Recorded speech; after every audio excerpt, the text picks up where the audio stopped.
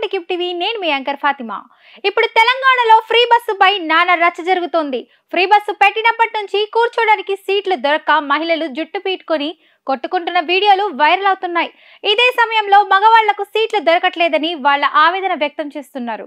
ఇక కొందరేమో ఎల్లిపాయలు ఒలుస్తున్నారంటూ కేటీఆర్ మాట్లాడడం సంచలనం రేపుతోంది. ఇంకొందరేమో టైం పాస్ కోసం బస్సులో పుట్టింటికి బయటకు వెళ్లి వస్తున్నారు. దీంతో ఫ్రీ బస్సు రద్దు చేయాలంటూ చాలా మంది డిమాండ్ చేస్తున్నారు.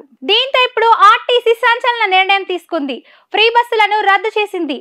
అయితే ఇది రాష్ట్ర వ్యాప్తంగా కాదు, ఓ మార్గంలో ఫ్రీ బస్సులను రద్దు చేస్తూ ఆర్టీసీ సంచలన నిర్ణయం తీసుకుంది. ఇప్పుడు నర్సాపూర్ పఠాన్ చెరువు మార్గంలో బస్సులు రద్దు చేస్తూ ఆర్టీసీ ప్రకటించింది. నర్సాపూర్ నుంచి కొండాపూర్, సత్తాయిపల్లి, హత్నూర్ మండలం, జిన్నారం మండలం, సోలంపల్లి దాకా 3 బస్సులు రోజుకు 15 ట్రిప్పులు నడిచేవి. అయితే ఈ బస్సులను ఇప్పుడు రద్దు చేస్తున్నట్లు ఆయా గ్రామాల పంచాయతీ కార్యదర్శకులు లేఖలు రాశారు ఆర్టీసీ అధికారులు. ఎందుకంటే ఈ మార్గంలో రోడ్డు సరిగ్గా లేకపోవడంతో బస్సులు నిత్యం రిపేర్లు వస్తున్నట్లు వారు తెలిపారు. రోడ్లు బాగా లేకపోవడంతో బస్సులు స్ప్రింగ్లు, కామన్ పట్టీలు ఊడిపోతున్నాయి.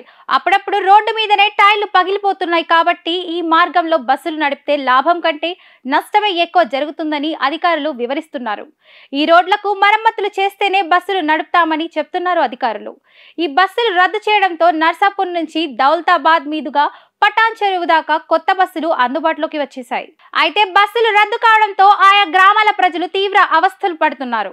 దయచేసి మా పరిస్థితిని అర్థం చేసుకుని బస్సులు నడపాలంటూ కోరుతున్నారు.